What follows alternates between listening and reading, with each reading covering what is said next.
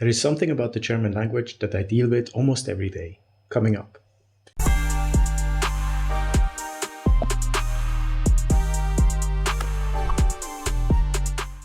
Hello and welcome back to the Freelanceverse. Thanks for tuning in once again this week. This video is about a very specific German language phenomenon that I wanted to talk about. It was inspired by a recent very tricky translation that I did.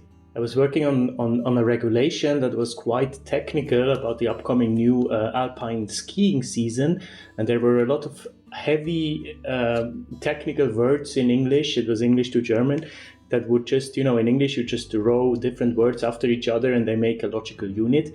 In German you can't do that. What you do instead is you row them into one long, very long word called a compound. So this video is the German compound conundrum. I was really struggling to make this very technical, sometimes even legal, because there were some requirements in there, text into a text for a popular audience, because it was not meant to be for experts. It was meant to be for semi-lay people interested in the alpine skiing season. So I was forced to come up with solutions because German has this very unique ability to just smash word after word into each other into one giant, huge, long word. And that inspired me to actually talk about that, what that means in the translation process. So first, let's talk about German compounds. So there are kind of two types of compounds that I see in my daily use. So there are the normal words that just became everyday language that are technically compounds, but we don't really see them anymore as such. And then there is the manufactured, the artificial compound that you can generate yourself by just adding more and more words into one single word. So let's look at the more common ones that are now in the everyday language. You have things like Handschuh, for example, is a very good example, because that's literally the translation of hand and shoe put into one, and then it means glove, so it's a Handschuh. The same with Kühlschrank, it means cooling cupboard. So these words are just put together into Kühlschrank, and that becomes one word without hyphenation, without space in between. It becomes one logical unit. There's another example. Autobahn, the German Autobahn, is very famous, and that's a very good example of a compound because it means car lane, and they are just put together into Autobahn, which becomes one logical unit. Now these words are so ingrained into the everyday language that they become their own words. We don't see them as compounds anymore. So that's one aspect of the compound world, but that's not a conundrum. The conundrum exists when you have different words, even different word types, I'm going to talk about that in a second, that form one long word. So typically in this second section of compounds, you would have a noun and a noun. These are the most straightforward, right? So you would have, for example, Mülleimer. So you have garbage can that is put together as Mülleimer as one word. Or you can have an adjective and a noun, so a descriptive word and the noun together. So if you have Halbmond, which would be half moon, and that's together, an adjective and a noun put together. You can have a noun and an adjective afterwards put together, so then it becomes an adjective, because always the last word of the compound determines the word form. So if we have adjective noun, what I just said, Halbmond, the whole compound is a noun. However, if it switches and you have noun adjective, then let's say bargeldlos, cashless, then that's a compound that becomes an adjective, because the last part of the phrase is always defining the whole word. And that makes a big difference once we come into the crazy artificial long words, right? Because then it can like you say the word, and along the way you think, oh, that's a word, that's an adjective, that's a noun, and then only at the very end it actually determined what it is when you hear the last syllable. That can lead to some funny misunderstandings sometimes. But of course, in everyday language, you try to avoid these very giant compounds, and that's where what I want to talk about in a second. Now, these compounds can technically become indefinitely long, right? Of course, it becomes more and more abstract, but it's really a very strange phenomenon. You feel like you can always add something more. And I have here a famous quote from Mark Twain that talks about exactly that in his essay, The Awful German Language. He said, some German words are so long that they have a perspective. And that's really true. That's really what I felt like in this translation, because there was a word that it was a paragraph that was quite narrow on the side of a newspaper, so it was not a lot of space on the line. And the compound was literally taking up 3 lines of the text. And I said, okay, enough with that. I have to find a solution. I have to break this up. Now, before we head into breaking it up, I want to look at the most absurdly long words. One word that always comes up when you think of a long word, or when you talk about this debate in the German language, is a law that was actually in place in the German state of Mecklenburg-Vorpommern.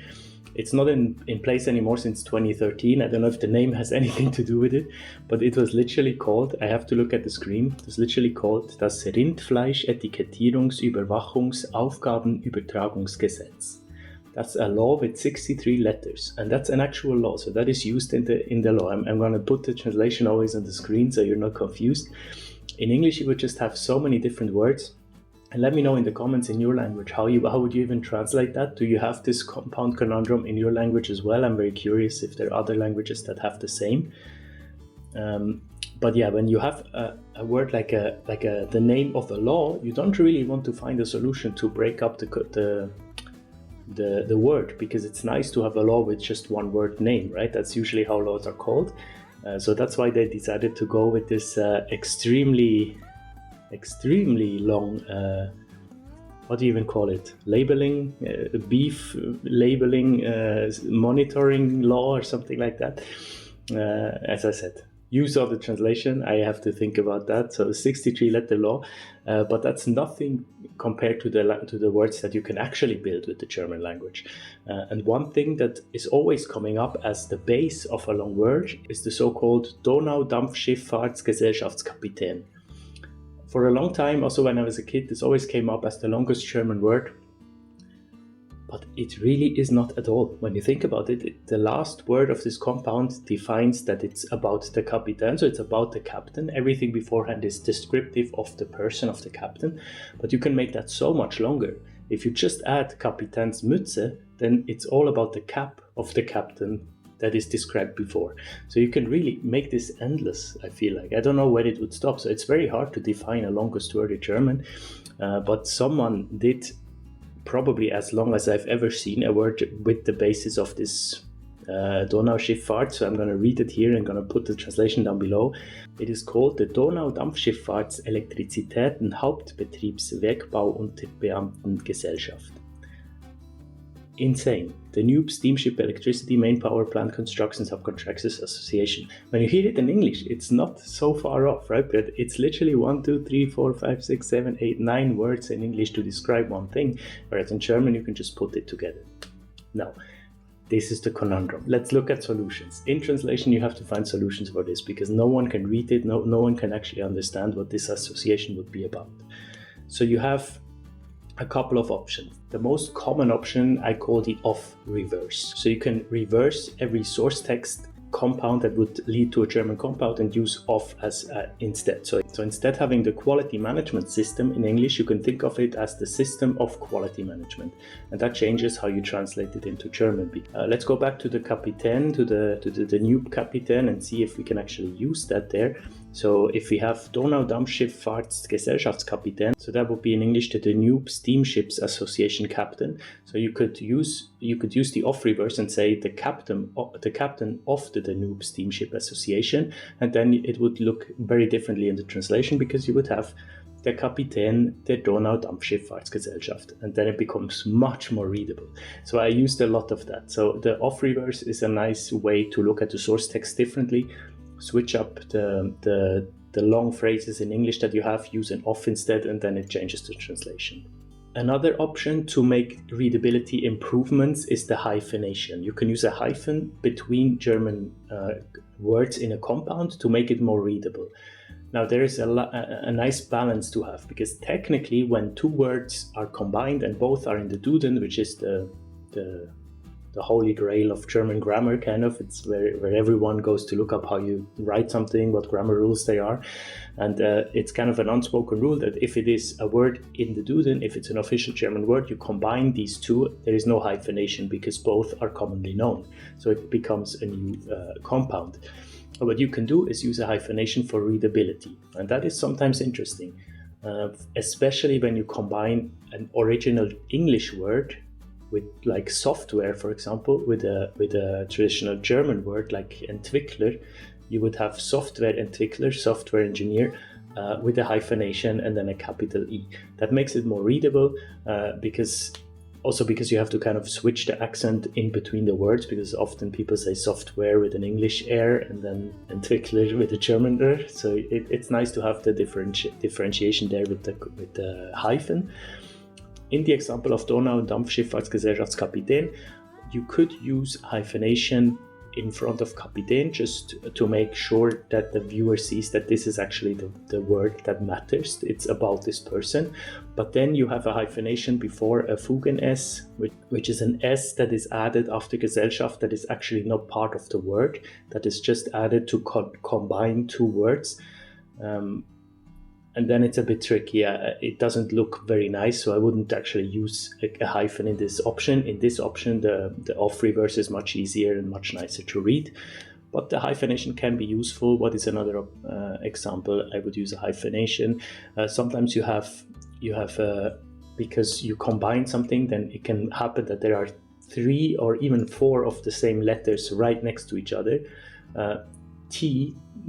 The beverage is called Tee in German with 2 E's. So anything you add after tea that also starts with an E would have 3 E's next to each other.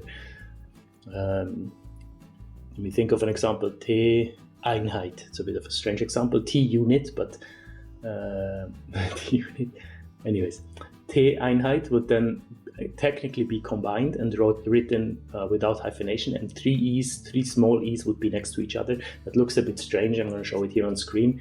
So in that case, I would use a hyphenation to make it more readable and capitalize the E of the Einheit.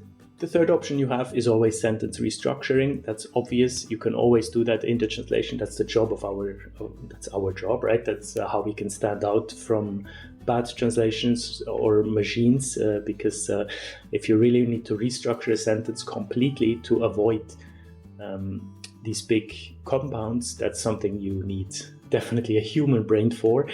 So in this translation that I did about the skiing season, I rewrote a lot, and actually the client came back to me and said, "Oh, we are really happy that you rewrote so much, because it's much nicer. It reads like a German text, like originally German written, and that you can only achieve with sentence restructuring."